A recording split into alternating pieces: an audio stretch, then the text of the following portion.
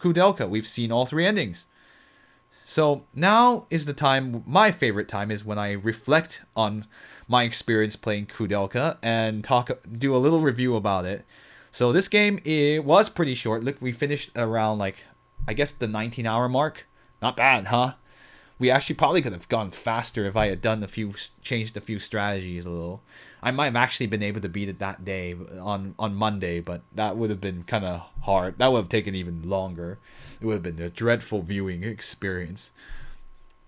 But anyway, let me see.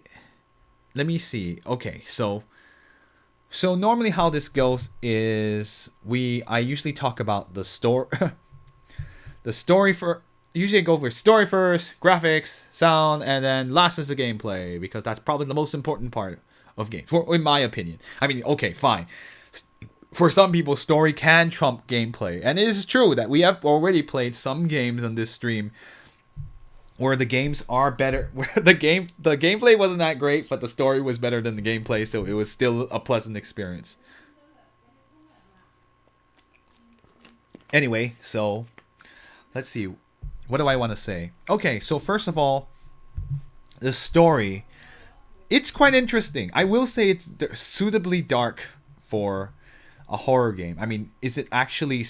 It's more disturbing than scary, especially when you read the notes of like the actual details of what happened here. It even makes it even more disturbing. And the sense of atmosphere, like the story's actually not that...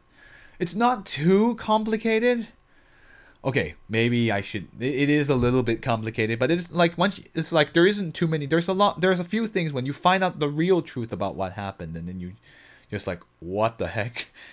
So like basically, I mean, the gist of it is that Miss Patrick, who bought this monastery, a very rich man, who was trying to resurrect his wife who had been killed by plain robbers while he was gone. That's it, and he was trying to resurrect her, and he killed people. He killed pigs, animals, and 200 people to try to do it. And it spawned a monster that we fought and defeated just now, instead of what he actually wanted, what's Elaine, the actual Elaine. So the actual Elaine had to basically say, Koudelka and friends, please, can you put this thing out of its misery? Because this thing's imitating me. It was made for my body, and I feel like I can't go rest in peace until you take care of it. And yeah, so basically that's the general story. Of course, when you first come in, you don't know all that, so you have to find it. You kind of find it out piece by piece. And I guess Charlotte, Elaine's daughter, was unfortunate. She died early, and she was in the monastery, and then she died, and she was bitter because she thought no one loved her because she could never see her parent. She never met her parents, her mom. That's another thing, yeah. There was the whole Charlotte subplot. You actually do think Charlotte's more important than she really is. She's kind of just a side thing in the end, but you do have to resolve her arc before you can get to the main arc, which is about Patrick and Elaine. And of course, Ogden and Bessie, the caretakers, were just killing and killing. Eventually, they had gotten so used to Ogden had gotten so used to killing because he wanted. Because of the ritual, so that's how it went. So anyway, that was more of a summary. I will say that the story is really interesting. I think it really works with the game itself. Like, as you explore these areas, like, you walk in, and this feeling of this crushingly disturbing atmosphere, you're just like, what's gonna happen, or what kind of crazy thing are we gonna discover? And the whole thing with Roger Bacon, like, a great character, who was like able, like, also the performances as well were like, they were all over the place, but Roger Bacon and Elaine were probably the two best ones, in my opinion. Koudelka's okay. Edward is and James is is all I have to say about that. That story is kind of weird. It's not really part of the story, but yeah, I really do think like it's one of the better story. It's a short story, but it's probably the better. Like, it works well with the game, and I really did enjoy it, regardless about knowing these things. And sometimes just like, you just wonder what kind of dark things happen in these places, and especially in the monastery of all places. Even the concept of like demons roaming a monastery is insane. It's just like, thought this was a sacred place, but so much had happened that the sacred power of the monastery was weakened greatly. So I thought it was really interesting. I really did enjoy it. All right. So that's all I have to say about that. I will say though, the endings are kind of weird too. The bad ending is kind of lame. It's lame because you worked so hard and you get to that point and you die. You cannot progress and you're dead. And it's kind of I will talk a little bit about this in gameplay, but yeah, that ending was just kind of like, this game is so what a jerk this game is sometimes. The other thing I want the normal ending is fine because like it actually seems like that might be the more of the canon ending, whereas like you couldn't defeat Elaine, the but James sacrifices himself to in a way save her. So I always thought that was a more interesting ending, and I agree with Illusion that it's the more interesting one. The good ending, the best ending, the one where you have all three alive, it's also interesting too, but it's kind of abrupt. It doesn't really have much emotional impact. It's like, yeah, we win, yay, and then that's it. You don't see anymore, and then there's no talk, and James doesn't talk about his future plan or anything. So it's just really, that's all you get for making that much effort to defeat Elaine. And this is like, really, game? Are you serious? That's kind of lame. I didn't really appreciate that. So overall, good story. The endings are okay. Normal ending's good. The rest of the endings are that's all I have to say. So that also means I come to graphics. I mean, obviously, consider that this is 1999 on the PlayStation. They're not bad. They're okay. I do feel like it suffers from the same problems as many other PlayStation games. Many other PlayStation games, you don't get to. It's very hard to see things sometimes. Sometimes you can't tell where is walkable or what something actually is because the textures are so pixelated and you can't tell what they are from far away because the camera won't zoom close, and so you're like, where does this go? Oh, okay, I see. It's okay. It's for in terms of like visual, it's not as bad as like Xenogears or Final Fantasy VII, which is very infamous for this problem where you can't tell where to walk because the game doesn't let you, or it doesn't show you very easily. So like there's the visual messaging is still a little bit muddled, but it's much better. At least it is much better than. It is not the worst I've seen, and like it's for the most part I could actually tell like, okay, I can walk here, I can go to this place. There were one or a few spots where like I can't tell where I'm walking and blah. I will also say that it does suck that we don't have a map that I could have looked at from similar to Symphony of the Night, which was also on the PlayStation, by the way, where you could see look it up really quickly, like a transparent map that you can see exactly where you are. So you have to open the menu and see the map every single time, and it was kind of it took a while too. So that was kind of lame, but at least the map exists, so that's kind of nice. In terms of otherwise, like the art direction's pretty good. Like it's unique for sure. It is not like it definitely evokes like the exact feeling of how it should. Like I don't when I see the characters like it's not like, oh, this is happy go lucky. This is gonna be so, and this is like very like, might see like something more stereotypical like a 90s anime or like Lunar, or yeah, I'm using examples from this stream or like even anime from outside of this stream that had the very anime look. No, these characters are more realistically designed, it kind of evokes the serious tone, and I really did like the art direction for the most part. Koudelka's outfit's a little like, it's a little on the fan service side. It's not the worst I've seen. It's okay. It's a little on the fan service side, but it's fine enough for what it is. And everyone else is dressed a bit more similar for the era, so that's all. That worked out pretty well. I will say, let me see. Is there anything else I want to say? I mean, like the rest of like the architecture and like the atmosphere, great. I really did feel like there was no parts where like, oh, this doesn't make sense given the context of the game. Like everything, it was intricate. The corridors are intricately designed, and you're just like, the atmosphere of like that disturbing atmosphere was really very well done. I really did think it was effective at establishing the tone of the game, where like it's not too much is going to be, not much comedy. There is a little bit morbid comedy, but it isn't too much. But like it was a pretty serious game for the most part, minus like the whole. Yeah, there's only a few parts, and yeah, even like the whole part, the running with the caretakers later on in the middle of the game, that was pretty like. Ugh. I was like, wow. I mean, even with PlayStation graphics, it's still effective at making you kind of cringe and feel unsettled, and that's exactly what you should feel like when you play this game. So good job. I like the graphics minus certain points of it.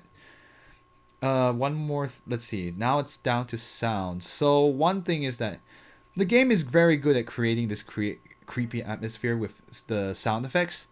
I really did like the use of sound effects to kind of like this, like even in the chapels you hear this, that you could hear this like things like this kind of sound in the background, and you're just like, I don't know what that is. Oh, you're Dragonfly. You're here. You made it just in time for a review because I just finished the game. Unfortunately. Unless you were there for the final battle. Oh. I mean, you can watch the archives how exactly I did it. It's not the most... Ironically, despite being a final battle, it's so slow, so it's not the most riveting thing in the world. Anyway, we'll talk about that as I get... Oh, you're always watching, just not talking. Ah, I see.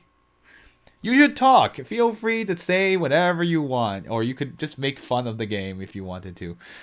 Anyway, so about sound... The only other thing I'm kind of not so happy about is the fact that the battle themes are there's very few battle themes. So the normal battle theme is okay, and the boss battle theme is just okay. The soundtrack as a whole is not the best I've heard. It's alright. It's only serviceable. And it's kind of like there's too little music in this game, honestly, and I really don't think the battle themes serve it that well, and it's kind of so that's why the soundtrack's not. It's only memorable in the fact that there are basically 2 songs, and maybe the beginning, the intro as well, and what else I was gonna say. The intro, the final battle, boss battle, and maybe a little bit of the ending from the normal ending, the choir. That's about it. They're good. Some of them are pretty good tracks, but I wouldn't like go out of my way to get a soundtrack for this game, for instance, because there's just too little music. So I guess for the game, they're trying to make it like make it just quiet and creepy, and I guess that's what they were going for. So they saved a lot on the music budget. Hooray! Sound effects are cool though. The monsters have their own sounds, and it works. Like I don't. Yeah, I mean, Illusion is right. I would have enjoyed more battle themes. One thing is like there's copious amounts of battle themes in other games like we've already played. Like, well, not Lunar. Let me think. There's another game that Shenzhen 2 and 3 and 1, 2, and 3 all have have a good amount. They didn't pour any money into Creep music. It had no music, so it was like So there's not much battle themes. So they saved money on the music. They didn't do any, as you only have it for battle themes. So yeah, it's unfortunate. And the sound effects are good. Like they work with all the monsters that we encountered, and like I think for the most part they match up. So that's good. Anything else I wanted to say? I mean, the atmospheric sound effects are really great, but that's about it. There isn't much else. Oh, I can also say the quality of voice acting, like the sound quality of the actual voices, voicing is good, as in like you can tell like they didn't compress it too much, so it actually sounded decent. But this is the fun part. In sound, like I guess you talk about voice actor quality. It's PlayStation, guys. I mean, the one thing interesting about this game is that there is no Japanese audio track. If you were to play this game in Japanese, you would hear these exact voices. So, no, you can't play the Japanese version to avoid these voices. It does not work that way. Like Resident Evil and many other games of the era, like Silent Hill, like there was only English voice acting. Bayonetta actually is the latest one to do that, but So you had no choice. You had to hear these voices in Japanese too. And the voice acting quality, like as I said, Elaine and Roger Bacon are probably the best. Ogden's okay. Bessie is not great. Bessie's not good. James is not good. Edward's not good. And Koudelka is okay. She's just alright. He's just aight. I mean, it's not the worst I've heard from the era. There's definitely a lot worse in PlayStation. This is actually okay for PlayStation because it actually has some decent performances. I'm not sure. Is it better than Lunar? I hesitate to say that too. Lunar, there are some performances that are not great in Lunar, from my opinion, but they are so cheesy. At least this one has two less cheesy ones. And like the one other thing that really bothers me is that the characters don't speak with the correct accent. Like given that Koudelka, Edward, and James are from Britain, you would think that this would have had a primarily British voice acting, even if it didn't have to be great, but at least it would have made sense given where they are. But they speak like Americans, so it's kind of, really? It's kind of a weird suspension of disbelief. And I feel like that kind of takes away from the game because you're like, this is Europe, but they speak like Americans. Elaine actually spoke like a British person, and then Roger Bacon is just Roger Bacon, he just speaks strangely because he himself is quite strange.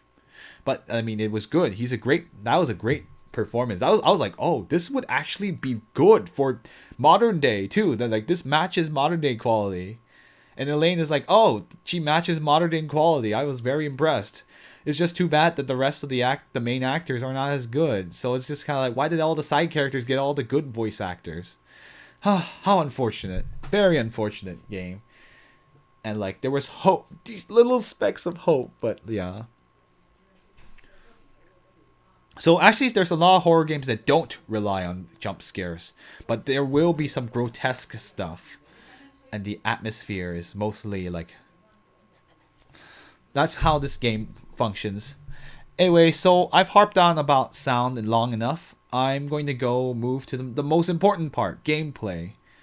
Alright, let's get this out of the way. What my favorite part of this game is actually the exploration and how everything's laid out. At first, it was easy to get lost, but it's just tight enough that it's really hard to get lost. It's not too bad. You can actually remember where things are. The map does help a lot. I wish there were labels on each individual part of the map. That is my minor gripe. You kind of figure it out after a while, so because there isn't that many areas in the game, but it is possible to like get a little confused at times. The other thing I want to mention is that I do like exploring. Like I actually was really excited to explore the mansion because every single room was so different. I mean, like I talk about like the things that Child of Light didn't do right is that everything was in one area this one big area looked all the same, even the little areas. There wasn't really like ways to like identify things very well, so it's easy to get lost. In this game, you won't get lost because there are all rooms are very unique, and you go in them and you're like, this is a different room, or like, oh, this thing happened in this room. And so you remember things like whether it be Charlotte's attic room, or like the prison, the underground prison, or the caretaker's room. You're not gonna forget those areas, and like so every single part you're just like, I do not know what's gonna happen here. Oh, the game never explained the meaning of the X's. That's another thing. I'll talk about that in a second. But I really liked that. Like that was my favorite part of the game, was actually going from place to place to find out the truth. And also like explore the monastery and the mansion too. It was really cool. I really did enjoy it. I actually love I actually love that part. That's probably my favorite part of the game and what made it so enjoyable. The other thing about the map is, I wish this is one game that really, really needed tutorials, or actually this is called a read the manual kind of game. If it didn't tell, I don't think the manual says, actually this is a good question. So here I have the game itself. does the manual say what the X is about? And it actually has some pretty neat things. Field screen event. Actually, it won't tell you. You know why? Because this game does not say does not tell you how to use the map, because it assumes you've never seen the map. But anyway, you actually can see a lot. They actually do list some item descriptions here. You can't see on this camera because it's too far away. But it is pretty cool that they decide to do that. Changing this, magic level, reflect. Yeah, but it does not tell you what the X on the map means. I think the game really could use some in-game tutorials, because like not all of us read the manual. Or I guess I came from an era. Well, okay, that's not true. When I was young, and I was playing these games, I did read the manual. So maybe that's my fault for not reading the manual. I probably should have thought about the era it came out. But I wish the game had more in-game context. Like in Final Fantasy IX, you could identify something at any time by hitting a button, and it was really, really useful. With the select button on the PlayStation controller, you could do that. In this game, you don't get to do that whenever. That's another weakness. So item inventory management is really, really annoying. So if, for instance, you get something in battle, you can't see what it actually is, because you can only see what the item is in the not battle in the menu when you come back out of battle. So in battle, you are like, I got this item, but I don't know how good it is, so I don't know what to throw out, and then it just goes crazy.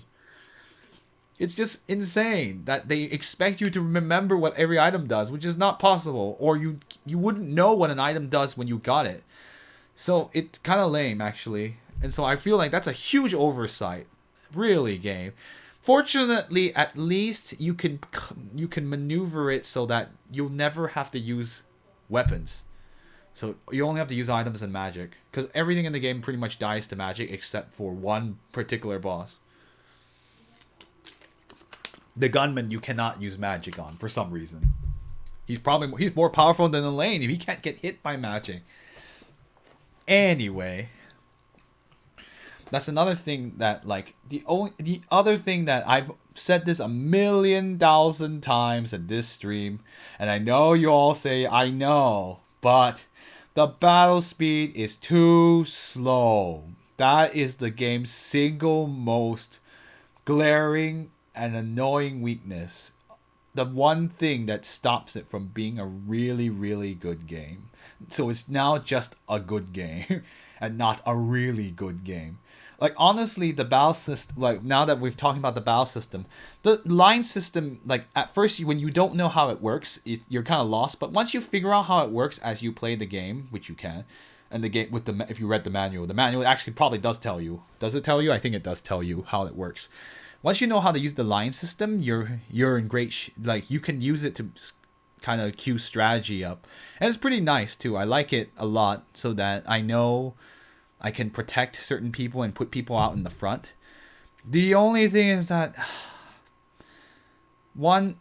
first, the more annoying weakness is that the battle system does not tell you who goes next. If it had something very more similar to Final Fantasy X, where you could see like a list of people whose turns are upcoming, it would have helped a lot. Like the Peacock boss, that took forever. And like, you had to hit him at a very certain time, and you wouldn't know when he would get a turn to change his form. So you were just guessing, and it was just awful. It was freaking awful. Boss battle is probably one of the worst things I've ever played for this game, and among most of the streaming games. Like, even it was dreadful. That peacock boss, the fat peacock. Not fun. That was really, really annoying. And because it also abused the fact that the player doesn't know when an enemy is going to change form or attack. So you're just like, I don't know what to do. So it was horrible. It basically forced you, like, you had to damage him a lot and hope for the best. And it was no fun. And I hate that fact that, like, the game designers, when they were designing battles, they were just trying to be douchey. Seriously. Sometimes you wonder, some bosses are just so bad. the actual battle is okay, and then once you level up and you can kind of work around it, it's pretty cool. The final boss battle was dreadful as well, and I think like that's the turn order thing is not one thing, and then the fact that the speed is way too slow. That is sad. That's just a deal breaker for a lot of people.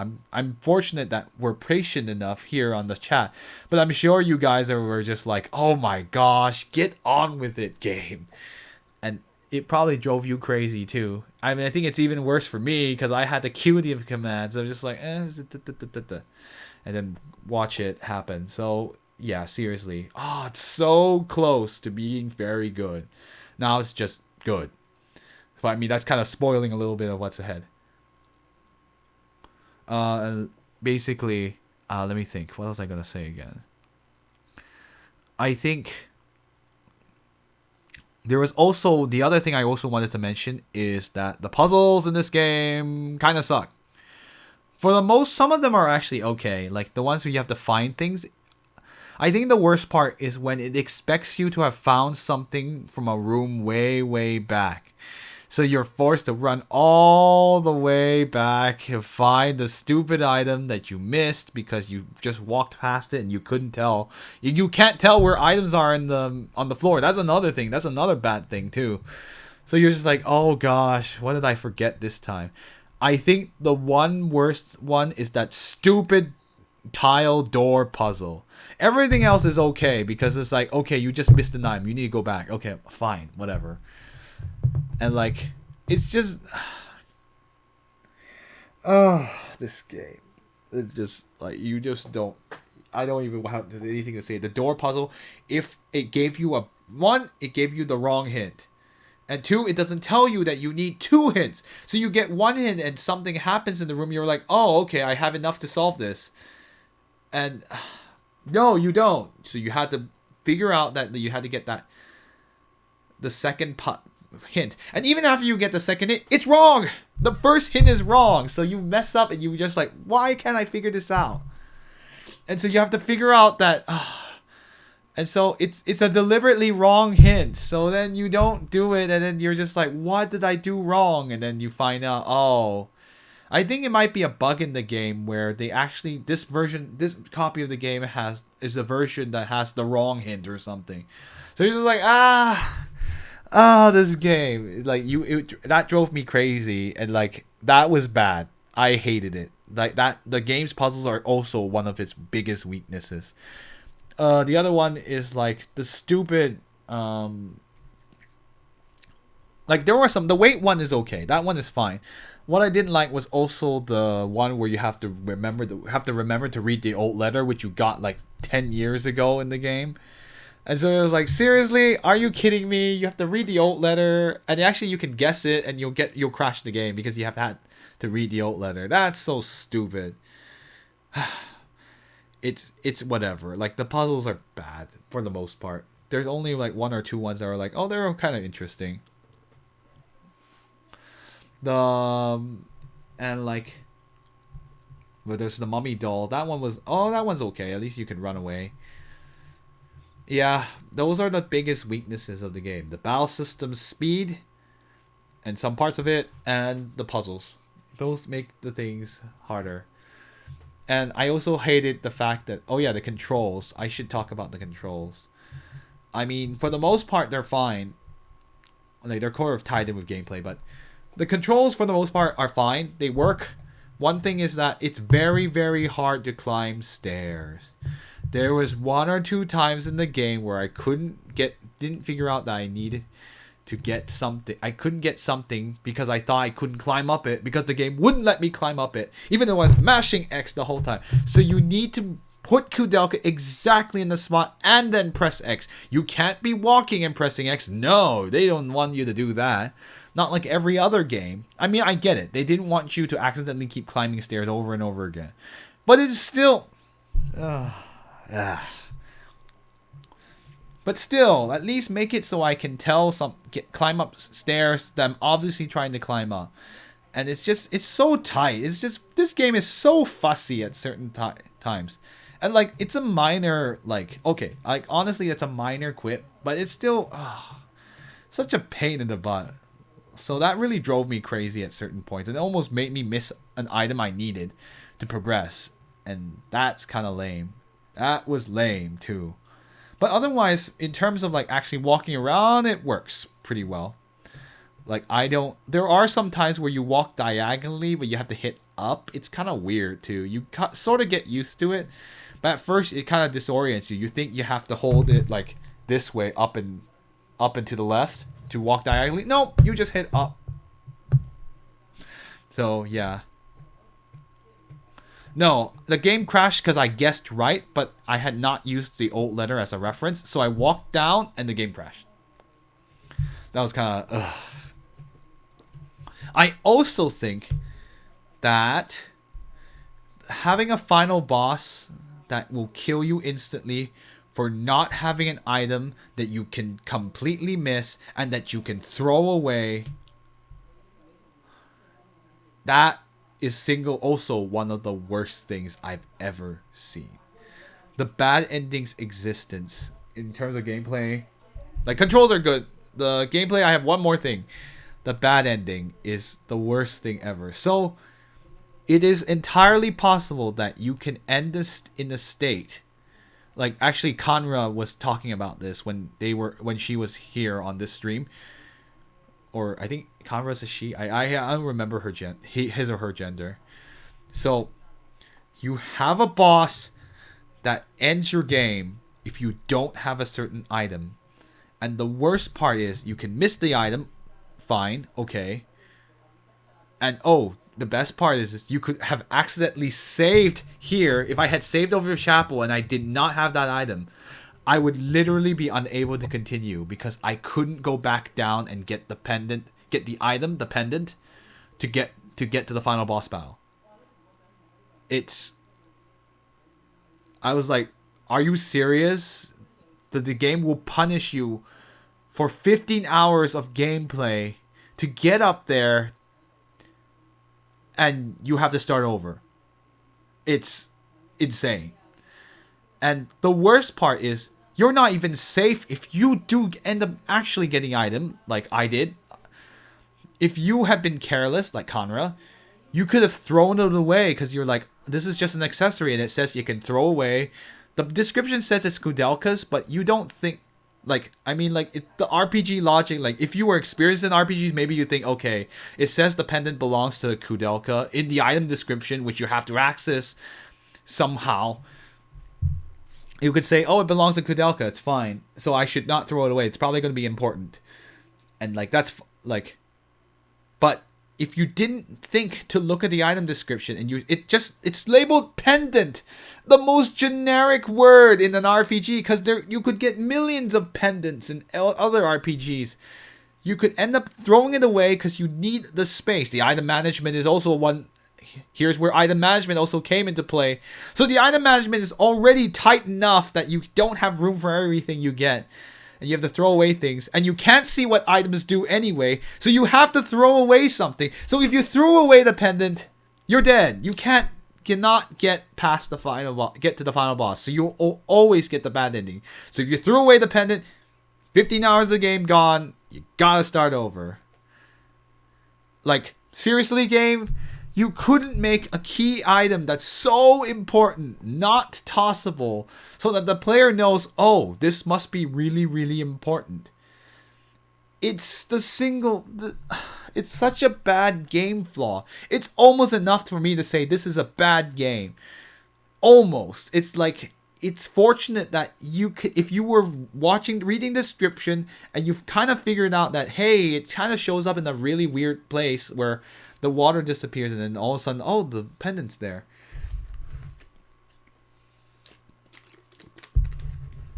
But yeah,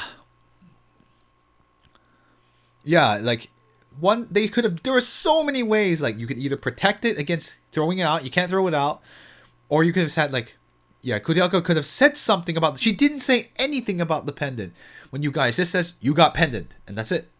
She doesn't say like, oh shoot, this is my pendant from when I was a kid. Like I might need to keep this. And so it's so backwards.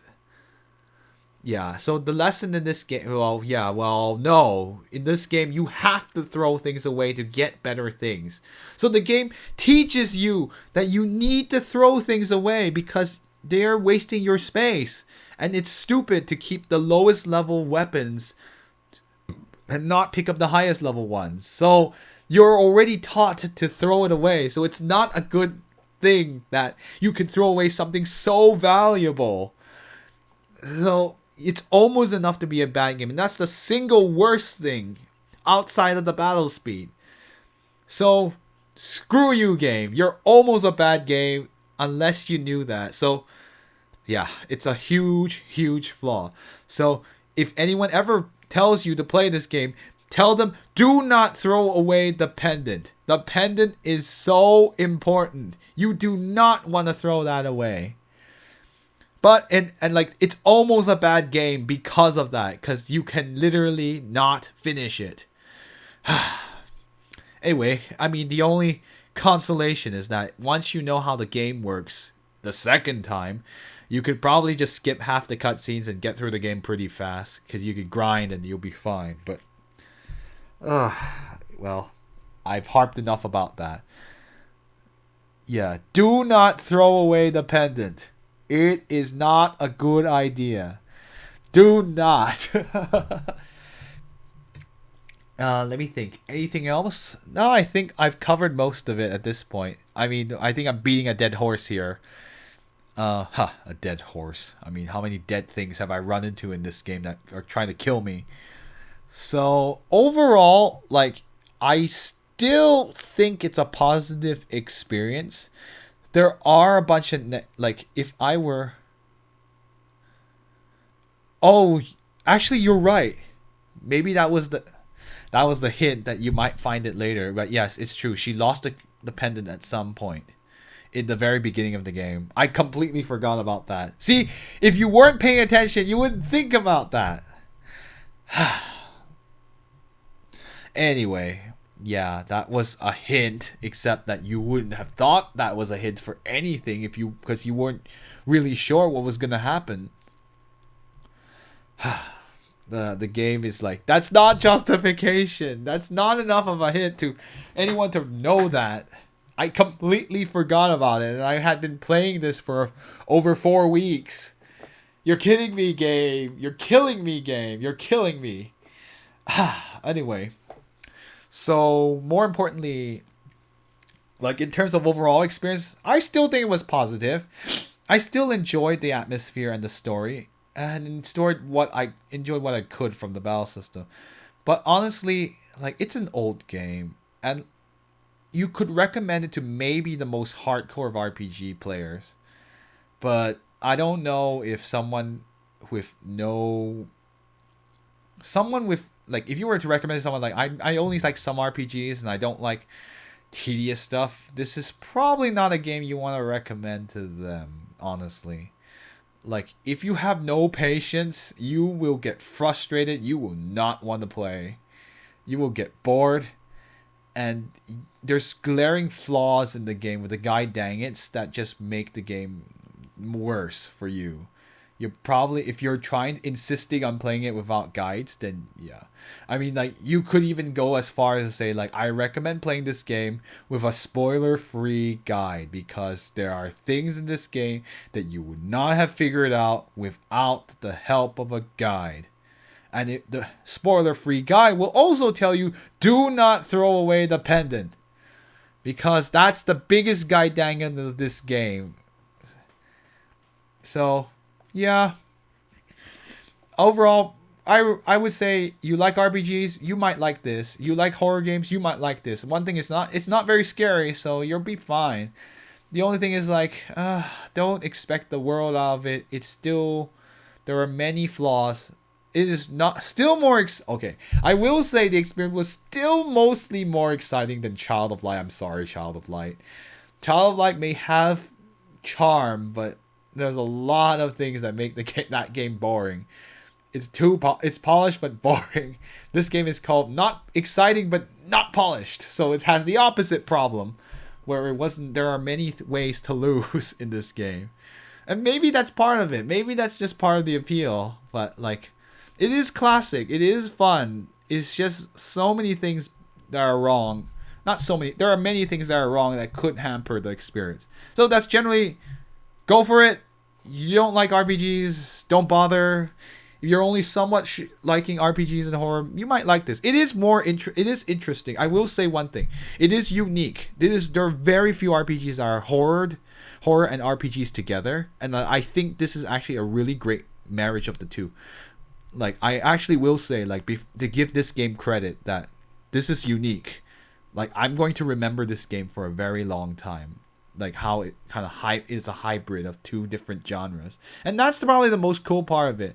I think maybe if you could convince someone who likes horror to play this game. And, like, it's not the scary thing, but it's just a fun atmosphere. And it's a short enough game that you could get through it pretty fast, despite the battle speed. Despite the battle speed, if you can really overlook that.